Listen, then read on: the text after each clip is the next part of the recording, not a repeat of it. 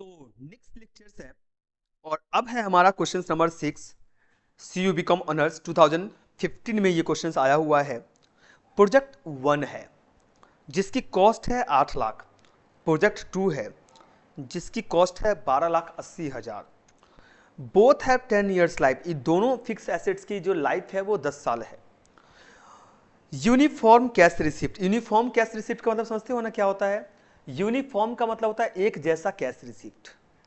Expected कर रहे हो प्रोजेक्ट 1 से 1,60,000, प्रोजेक्ट 2 से 3,20,000।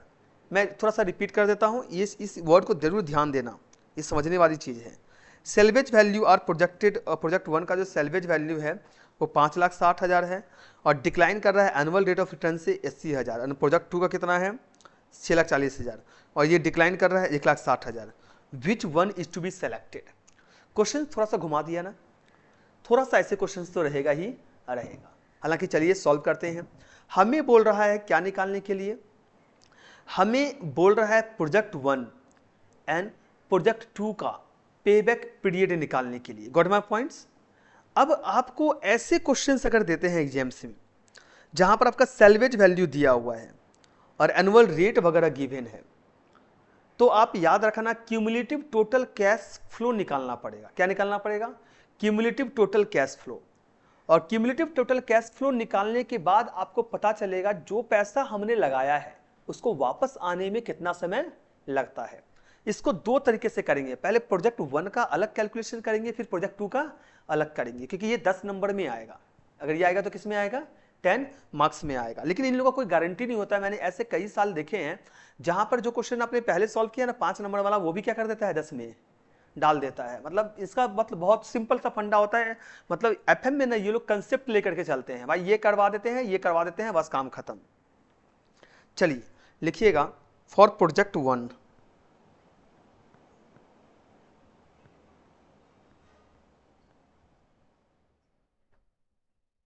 Initial investments.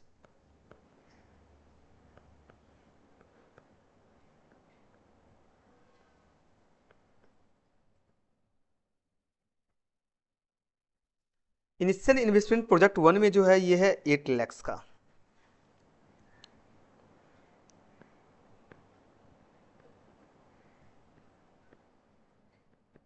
Cash flow after tax जो हमारा है ये कितना है बता सकते हो क्या? जो कैश रिसिप्ट किया है प्रोजेक्ट 1 ये है 1,60,000। 1,60,000 कहानी खत्म। अब आप कॉलम इस तरीके से बना लेंगे। फर्स्ट कॉलम में आप ईयर लिखेंगे, सेकेंड में लिखेंगे cash flow after tax, third में लिखेंगे cumulative cash flow. Cumulative cash flow after tax, अब ब्रैकेट में ए दे देंगे, फिर लिखेंगे salvage value,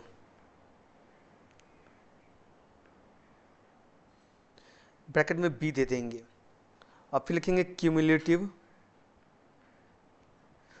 total cash flow लिखेंगे। टोटल कैश फ्लो ब्रैकेट में दे देंगे ए प्लस बी, ए प्लस बी। अब टोटल कैश फ्लो का मतलब क्या होता है, मैं थोड़ा सा इसको डेप्थ में समझा देता हूं। जब किसी एसेट्स को उसके लाइफ को खत्म होने के बाद जब आप बेचते हैं ना, तो आप क्या करते हैं ना, आपको इसको स्क्रैप की भी वैल्यू मिलती है, मतलब कैश मिलता है। जैसे मेरे पास में आयरन है, अब मैं 5 साल बाद उसको बेचता हूं, तो 60 रुपए केजी वाला जो आयरन है वो 12-15 रुपए क्या कर देगा, हमको दे देगा। तो क्या वो कैश इनफ्लो नहीं हो रहा है क्या? ऑफकोर्स कैश इनफ्लो ही तो हो रहा है। अच्छा, फर्स्ट ईयर में आपको कितना कैश आ रहा है? 1,60,000। क्यूमुलेटिव भी सेम होगा 1,60,000। और सेल्वेज वैल्यू कितना दिया हुआ है इसका प्रोजेक्ट 1 का? 5,60,000। खराब नहीं है। कोई भी एसेट्स जो बड़े एसेट्स है उसको अगर आप 2-3 साल के अंदर बेच दो तो आपको ऑफकोर्स क्या मिलेगा, उसकी कीमत काफी ज्यादा ही मिलेगा। इन दोनों को जोड़ दीजिए ए प्लस बी, तो 5,60,000 प्लस 1,60,000 हो जाता है 7,20,000। आप कितना कमा चुके हो फर्स्ट ईयर में? 7,20,000 रुपया। सेकेंड ईयर चलते हैं, अभी तक कमाई हमारा पूरा नहीं हुआ है, इसलिए मैं आगे चल रहा हूं, नहीं तो मैं यहीं पर क्या कर जाता, रुक जाता। हमारा सेकेंड ईयर में भी कितना कैश फ्लो होगा? जब तक हमारे पास में एसेट्स रहेगा हमारा कैश क्या होगा? इनफ्लो होता रहेगा। क्यूमुलेटिव कितना होगा सर? क्यूमुलेटिव कुछ नहीं है, first year plus second year cash flow जोड़ दीजिए, 1,60,000 को इस 1,60,000 से जोड़ दीजिए तो ये हो जाएगा 3,20,000। क्यूमुलेटिव समझ रहे हो ना क्या होता है? प्रीवियस ईयर का जो क्यूमुलेटिव कैश फ्लो है वो करंट ईयर का हमारा क्या हो जाएगा? कैश फ्लो आफ्टर टैक्स से ऐड हो जाएगा। अब इसमें भी सैल्वेज वैल्यू तो क्या हो जाएगा? अब सैल्वेज वैल्यू बता दीजिए मेरे को सर, श्योर होके बताइएगा। सैल्वेज वैल्यू क्या होना चाहिए? सेम रहना चाहिए क्या?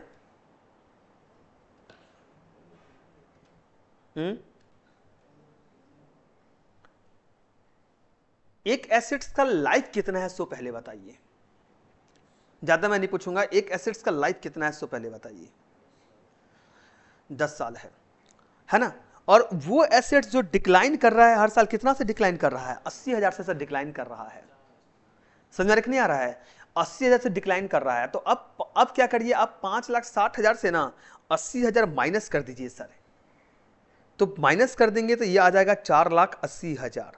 जितना डिक्लाइन कर रहा है वो माइनस हो जाएगा। अब 3,20,000 प्लस 4,80,000 8,00,000। सर आपका अब कितना कैश क्यूमुलेटिव कैश आ गया है? टोटल कैश कितना आ चुका है? 8,00,000 आ चुका है। 8,00,000 आ चुका है ना? अब हम चलते हैं थर्ड ईयर में। कब चलते हैं? थर्ड ईयर में। अच्छा सर, मेरे को 2 साल में पैसा मिल चुका है। 2 साल में पैसा क्या हो चुका है? तो क्या हम एसेट्स को बेच दें क्या? हम एक्सपेक्ट करते हैं ना एसेट्स को और क्या करना है? यूज का। हमसे पेबैक पीरियड पूछा है आपसे, हम 1 साल और ले लेते हैं। इस साल भी कितना कमाएंगे हम? 1,60,000। और इस साल क्यूमुलेटिव कितना हो जाएगा? 3,20,000 प्लस 1,60,000 4,80,000। अब 4,80,000 से माइनस कर दीजिए आप जो डिक्लाइनिंग वैल्यू है 80,000, तो कितना सैल्वेज वैल्यू होता है? 4,00,000। तो अब आपका टोटल कैश फ्लो कितना हो गया? 4,00,000 प्लस 4,00,000 8,80,000। सर क्लियर है ना? 8,80,000। तो ये तो समझ में आ गया। आपने 8,00,000 रुपया लगाया, 2 साल के खत्म होते होते वो 8,00,000 रुपया कवर हो गया। तो आप एक नोट दे देंगे, लिखेंगे from the above table, from the above table, from the above table it has been observed, from the above table it has been observed that the initial investments of rupees 8 lakhs is recovered at the end of 2 years, at the end of 2 years. Therefore payback period for project 1 is 2 years. Therefore payback period for project 1 is 2 years. कोई doubt है? तो जो हमारा payback period है project 1 का वो कितना साल है? 2 साल में हमारा पैसा क्या हो चुका है? वापस आ चुका है। अब हम जितना कमा सकते हैं उतना कमाएंगे, कोई दिक्कत नहीं है। कोई डाउट है यहाँ तक? अब हम चलते हैं किस में? सेकेंड प्रोजेक्ट में चलते हैं। तो लिखेंगे फॉर प्रोजेक्ट 2।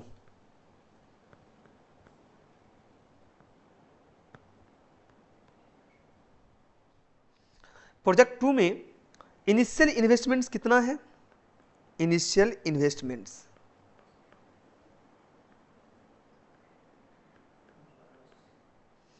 12,80,000 और cash flow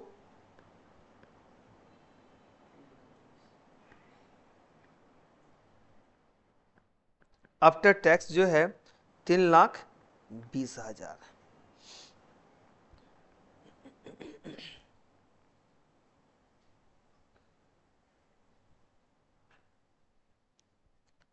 year cash flow after tax cumulative cash flow after tax, फिर salvage value,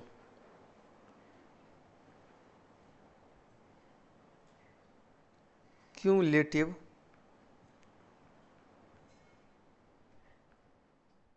total cash flow A+B। Year 1, 2 पकड़ के चलते हैं बेसिकली। बताइए फर्स्ट ईयर में कितना कैश इनफ्लो होगा? 3,20,000। क्यूमुलेटिव तो सेम रहेगा ना, 3,20,000। सेल्वेज वैल्यू कितना दिया हुआ है इसका? 6,40,000। 6,40,000 प्लस 3,20,000 ये होता है 9,60,000। सेकेंड ईयर में कितना कैश फ्लो है? 3,20,000। क्यूमुलेटिव कितना होगा? 3,20,000 प्लस 3,20,000 6,40,000। और इसकी सेल्वेज वैल्यू यानी कि ये डिक्लाइनिंग कितना से कर रहा है? डिक्लाइनिंग कर रहा है 1,60,000 से। तो डिक्लाइनिंग अगर 1,60,000 से करेगा तो 6,40,000 माइनस 1,60,000 तो ये हमारा आता है 4,80,000। 4,80,000 प्लस 6,40,000 ये हमारा आता है 11,20,000। थर्ड ईयर 3,20,000, अब 6,40,000 plus 3,20,000 9,60,000। Salvage value 4,80,000 minus 1,60,000 3,20,000। 3,20,000 plus 9,60,000 12,80,000। Sir 3 साल लग गया हमारा पैसा आने में। कितना ईयर लग गया? 3 ईयर्स लग गया ना 3 ईयर्स। समझ में आ रहा कि नहीं आ रहा है? लिखिएगा इसमें from the above table, from the above table, from the above table it has been assumed या it has been observed, it has been observed, it has been observed that the initial investments, that the initial investments, that the initial investments of rupees 12,80,000 of rupees 12,80,000 is recovered, is recovered, is recovered at the end of third year, at the end of third year, at the end of third year. Therefore, therefore payback period, payback period for project 2 is 3 years. Payback period for project 2 is 3 years. चलिए इसका conclusions दे देते हैं, तो लिखिए conclusions, conclusions, conclusions में लिखना as the payback period, as the payback period of project 1 is shorter than, is shorter than, shorter than that of the project 2, that of the project 2, that of the project 2, project 1 should be selected, then project 1 should be selected, then project 1 should be selected, project 1 should be selected. Sir समझ में आया ना ये questions? चलिए next questions की तरफ चलिए।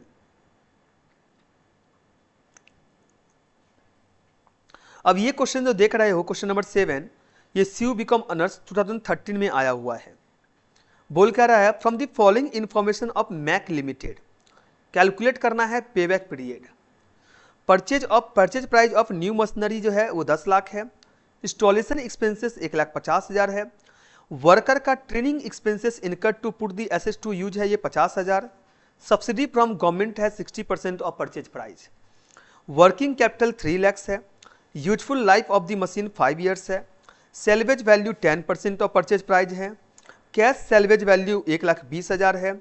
Method of depreciation straight line है।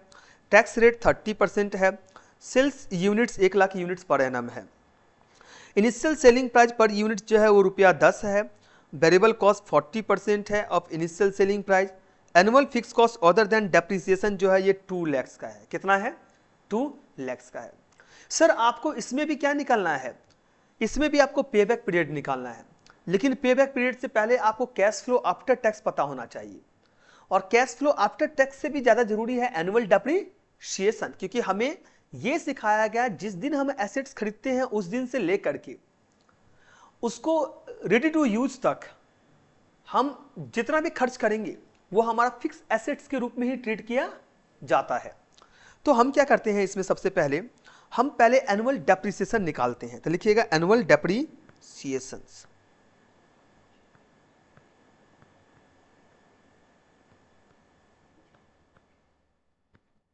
Annual depreciations equal to,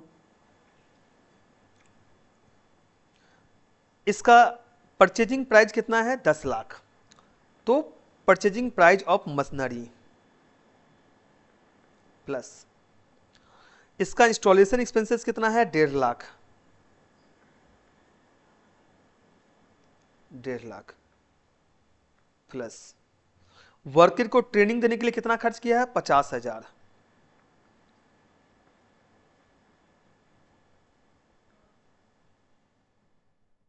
minus अब आपका कैश का जो सैल्वेज वैल्यू है, आप मेरे को ये ध्यान से देखना, आपको समझ में आ जाएगा।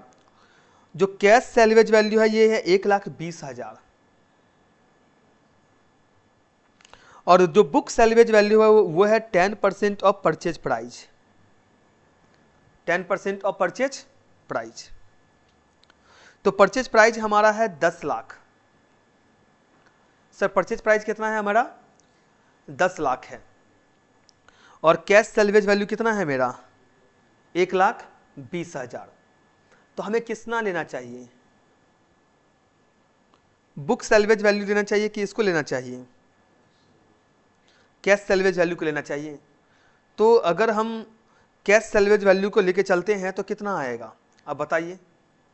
चलिए हम देखते हैं, हमें यह सिखाया जाता है कि जिसकी डेप्रिसिएशन जितना ज़्यादा होगा हमें टैक्स उतना ज़्यादा सेव होगा, कम पे करना पड़ेगा। अब मेरे को ये बताओ आपकी एसेट्स की कीमत कितनी है। सर नहीं, आप जो भी खर्चा करते हो ना एसेट्स को खरीदने से लेकर के ट्रेनिंग वगैरह प्रोवाइड करने तक, वो फिक्स एसेट्स के रूप में, उससे हम कैपिटल एक्सपेंडिचर बोलते हैं। 10 लाख प्लस 1.5 लाख होता है कितना 11.5 लाख, और 11.5 लाख प्लस 50,000 कितना होता है 12 लाख। उस 12 लाख का 10% कितना होगा 1,20,000। अब बताओ 1,20,000 ज्यादा कि 1 लाख ज्यादा,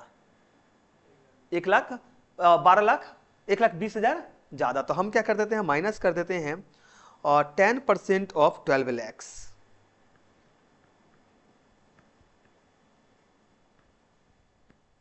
divided by number of useful life. इस एसेट्स का जो यूजफुल लाइफ है ये कितना साल तक है 5 ईयर्स है, तो डिवाइड बाई 5 ईयर्स, तो 12 लाख माइनस 1,20,000 डिवाइडेड बाई 5,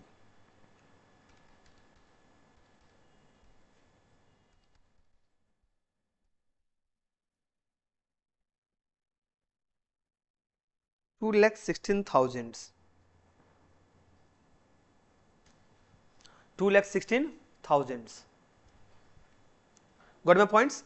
अब हमारा अगर एनुअल डेप्रिसिएशन निकला है 2,16,000, तो अब हमें क्या निकाल लेना है, कैश फ्लो आफ्टर टैक्स निकाल लेना है। तो लिखेंगे statement showing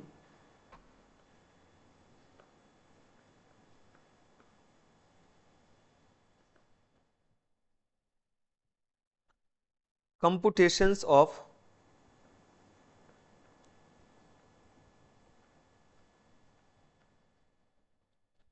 annual cash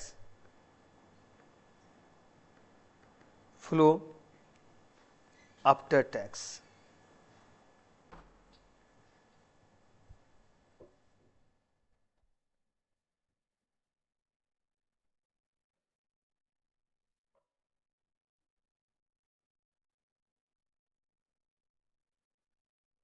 sir same चीज है, हमें कैश फ्लो आफ्टर टैक्स के लिए यहाँ पर सेल्स दिया हुआ है, वेरिएबल कॉस्ट दिया है, तो हमें क्या बनाना पड़ेगा, इनकम स्टेटमेंट्स बनाना पड़ेगा। हमेशा जब भी sales variable cost fix cost given रहे तो हमें क्या बना लेना है, इनकम स्टेटमेंट्स बना लेना है। तो लिखेंगे सेल्स, कितना यूनिट्स हम बेच रहे हैं 1 लाख यूनिट्स, और 1 यूनिट्स का सेलिंग प्राइस कितना है 10 रुपया। ये हमारा आ गया 10 lakhs less variable cost. Variable cost कितना है वेरिएबल कॉस्ट जो आपका है ये है 40% ऑफ सेल्स।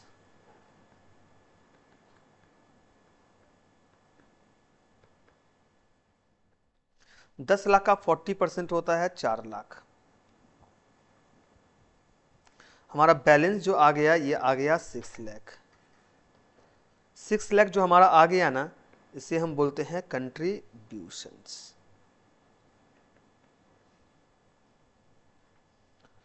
इससे माइनस करते हैं फिक्स कॉस्ट। और क्वेश्चंस में आप देखेंगे तो ऑलरेडी बोल दिया है annual fix cost other than depreciation, यानी कि डेप्रिसिएशन एक्सक्लूड है, इंक्लूड नहीं है। तो डेप्रिसिएशन पहले क्या करना पड़ेगा, आपको अलग से माइनस करना पड़ेगा जब भी अदर देन डेप्रिसिएशन बोलेगा तो लेस फिक्स कॉस्ट। और फिक्स कॉस्ट कितना है, 2 लाख है। और अदर देन डेप्रिसिएशन यानी कि डेप्रिसिएशन मेरा कितना निकला है, 2,16,000।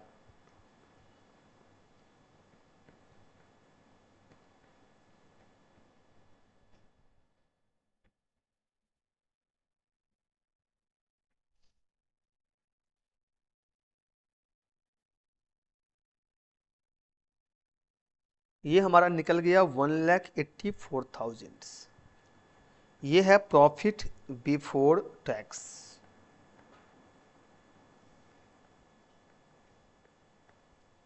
प्रॉफिट बिफोर टैक्स, इससे माइनस कर दीजिए टैक्स। 1,84,000 के ऊपर 30% आप पे करेंगे।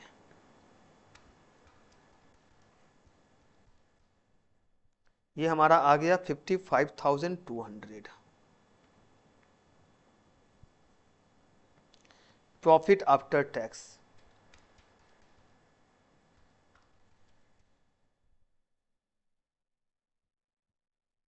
$1,28,800।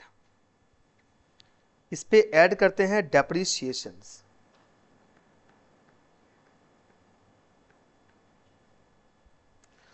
तो डेप्रिसिएशन ऐड कर देंगे तो ये हो जाएगा 2,16,000। 3,44,800। ये हमारा निकल गया cash flow after tax. Cash flow after tax. अब सर पेबैक पीरियड का फॉर्मूला क्या है, पेबैक आपने जैसे अभी निकाला है ना, ये आपने क्या निकाला है, कैश फ्लो आफ्टर टैक्स, यानी आपकी जो कमाई है वो 3,44,800 हर साल होगा। तो पेबैक पीरियड का जो फॉर्मूला होगा ये हो जाएगा हमारा नेट इनिशियल इन्वेस्टमेंट्स, यानी कि net cash in, sorry net cash outlay, यानी कि समझ रहे हो ना, एक्चुअल कितना आपने प्रोजेक्ट में लगा रहे हो। नेट इनिशियल इन्वेस्टमेंट्स भी आप बोल सकते हैं।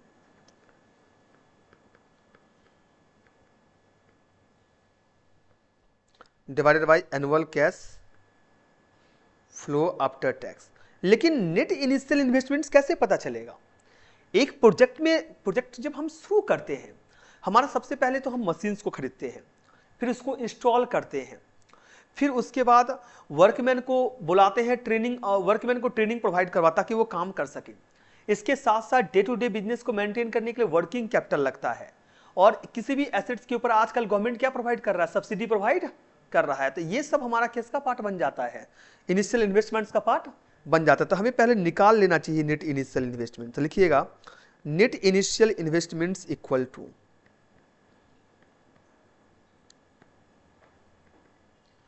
Purchase price of machine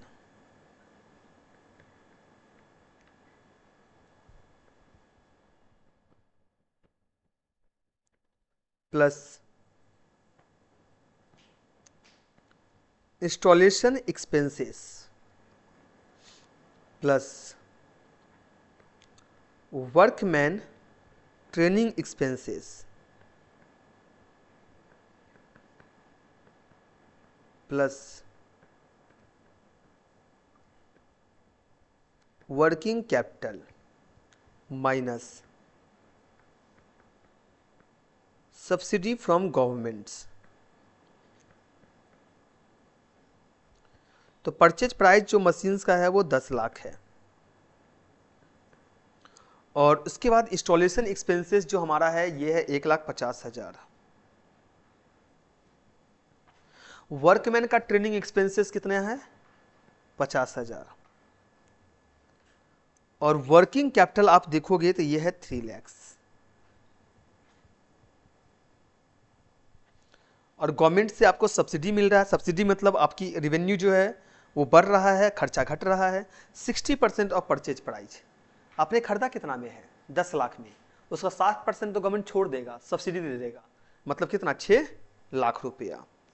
10 lakh का 60% 6 लाख होता है। बताइए कितना आया ये? 9 लाख आ गया। अब आप पेबैक पीरियड निकाल सकते हैं क्या? ये हो जाएगा आपका 9 lakh divided by 3,44,800। 9 lakh divide by 3,44,800, तो ये आपका आ गया 2.61 ईयर्स। ये लेक्चर्स भी हमारा कंप्लीट हो चुका है। मिलते हैं नेक्स्ट लेक्चर्स में।